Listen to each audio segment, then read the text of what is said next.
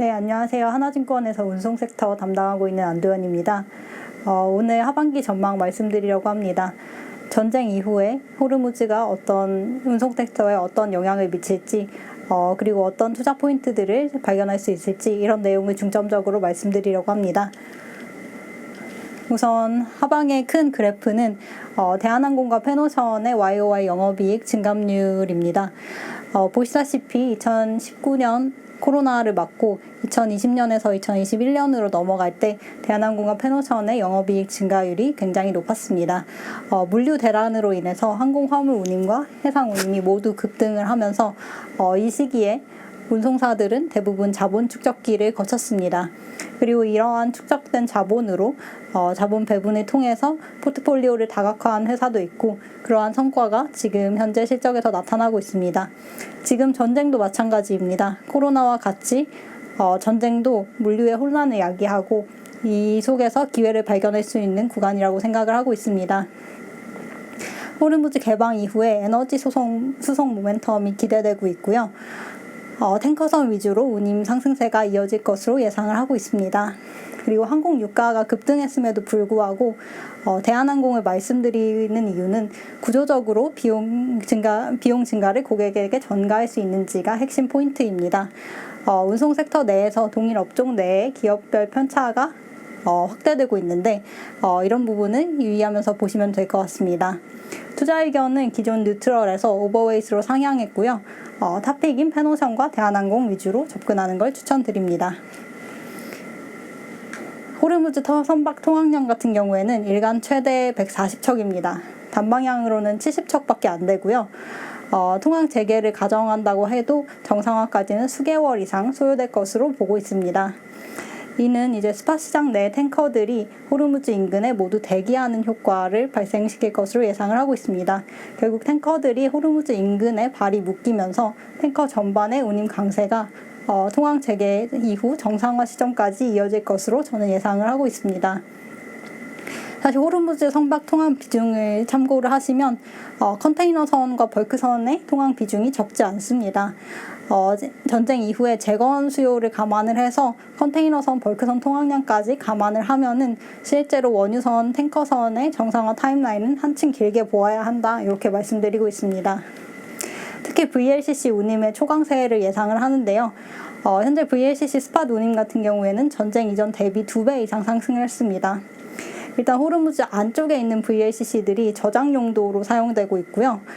그리고 중동에서 나오던 VLCC들이 미국향으로 재배치되고 있고 그리고 호르무즈 인근에 대기하고 있는 대기 선박들이 사용되면서 전반적으로 VLCC의 수요를 강하게 끌어올리고 있다 이렇게 판단하고 있습니다. 근데 통항을 재개한다고 가정을 해도 VLCC의 전반적인 톤마일이 증가할 것으로 예상을 하고 있습니다. 기존 아시아는 중동에서 많이 에너지를 소싱을 해왔는데요. 미국 쪽으로 만약에 소싱처를 다변화한다고 가정을 하면은 VLCC 같은 경우에는 파나마 운하를 통항할 수 없습니다. 희망봉 아프리카 밑을 지나서 아시아까지 와야 되는데 톤마일은 중동 대비해서 2배 이상 늘어납니다. 그리고 VLCC 중에서 그림자 선단이 차지하는 비중도 17%까지 상승하고 있습니다. 그런데 비해서 VLCC 공급은 2026년 4% 증가, 2027년 6% 증가에 그치면서 2030년까지는 공급이 수요를 못 따라가는 상황이라고 보실 수 있을 것 같고요. 고운임이 장기화될 것으로 예상을 하고 있습니다. 전쟁은 기본적으로 해운선사한테 좋은데 재고 축적 수요를 유발하기 때문입니다.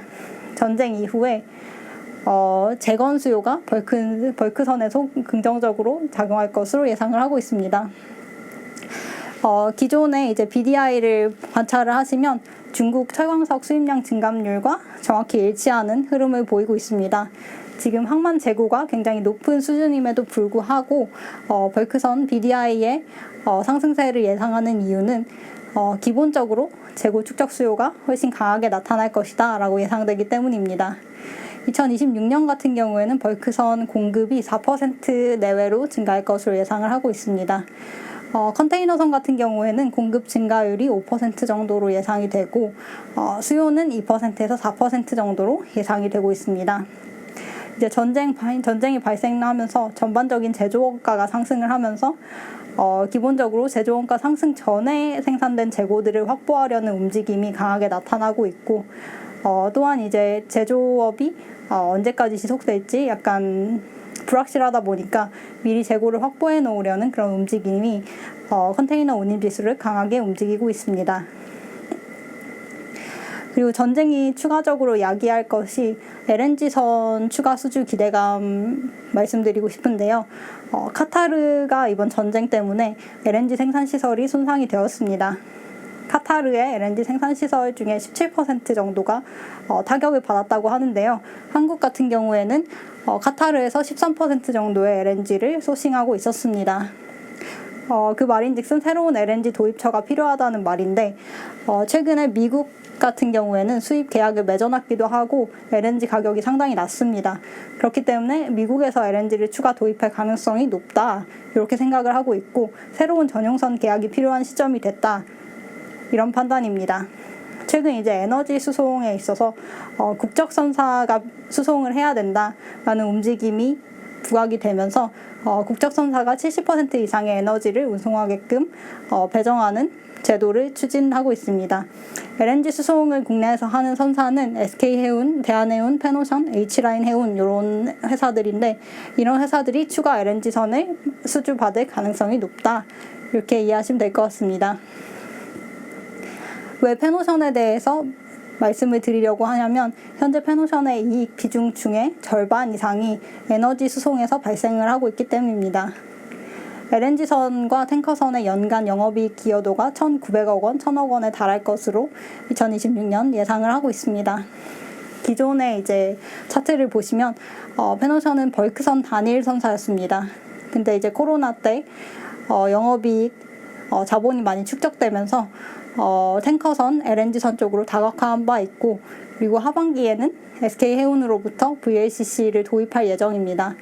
그렇기 때문에 페노션은 하반기부터는 VLCC를 포함한 LNG선, 탱커선, 케미칼선을 모두 갖춘 에너지 수송 풀 포트폴리오를 보유할 예정이고, 현재 PBR은 0.5배밖에 안 됩니다. 벌크선사 평균 PBR이 0.9배이고요. 탱커선사는 이제 개별 편차가 좀 큰데 그래도 최소한 1배 이상은 받고 있습니다.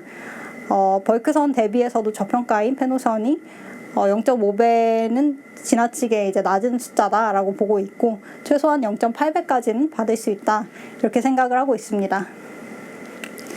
이어서 항공 말씀드리겠습니다.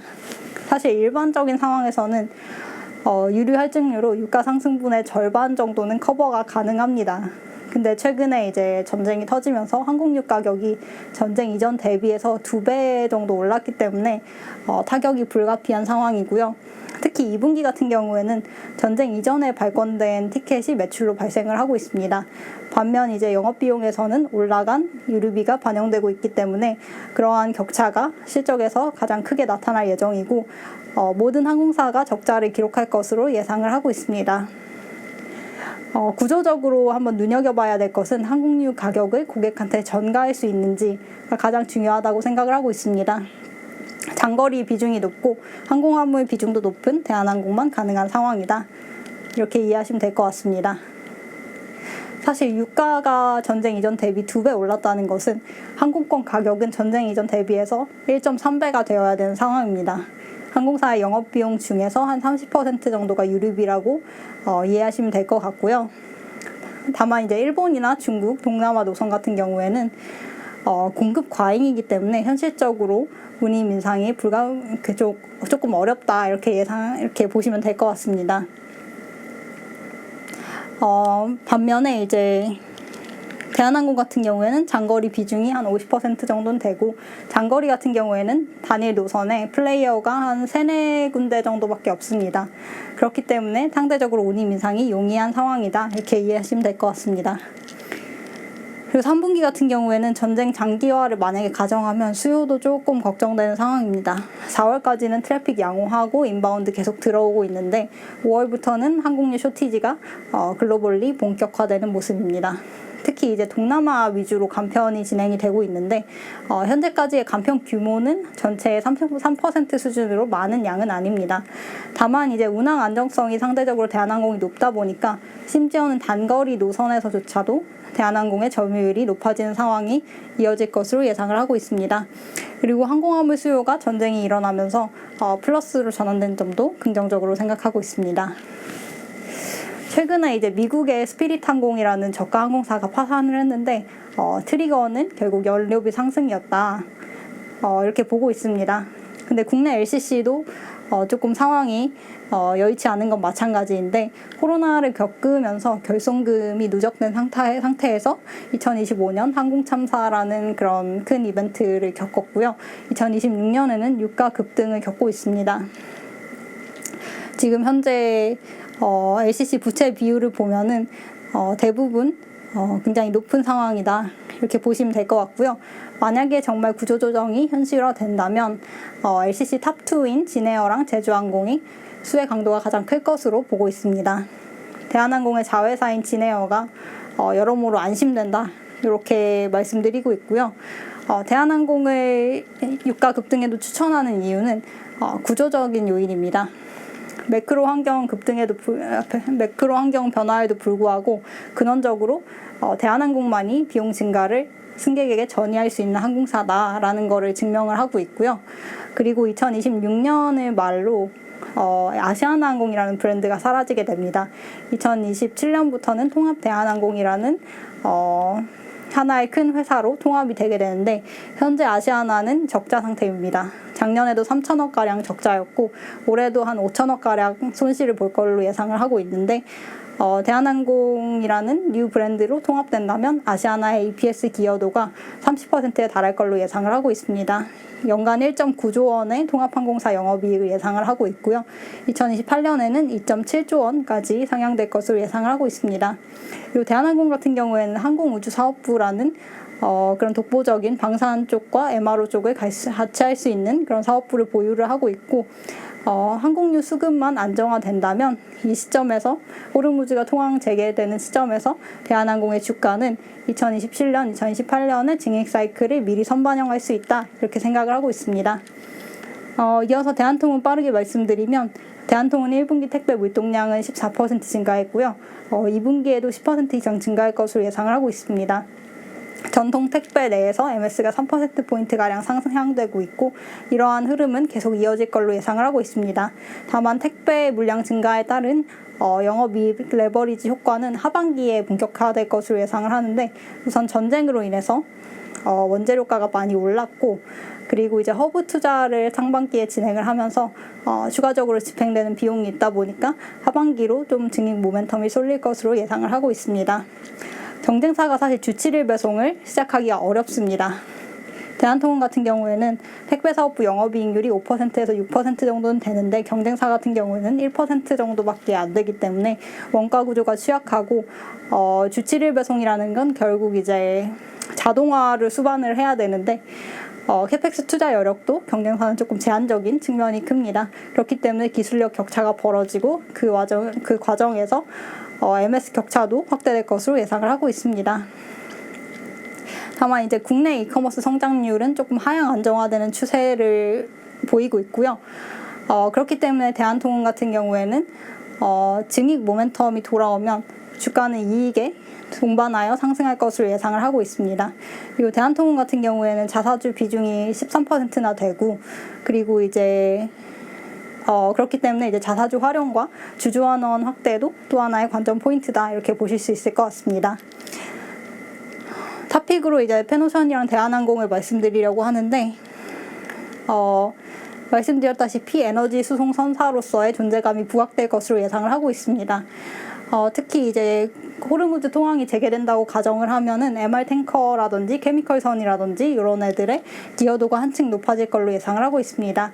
SK 해운으로부터 VLCC를 인수를 했는데 이 배들은 지금은 장기 계약에 묶여 있는 배들이나 2년에서 4년 이후 계약이 종료되면은 페노션은 고운임 상태에서 새로운 화주랑 재계약을 하게 되면서 이런 높은 운임을 향유하는 그런 방향으로 이어질 것으로 예상을 하고 있습니다. 어쨌든 지금 PBR 0.5배이기 때문에 글로벌 벌크 선사 대비해서도 싸고 글로벌 탱커 상사 대비해서는 굉장히 저평가되어 있다라는 말씀 드리고요.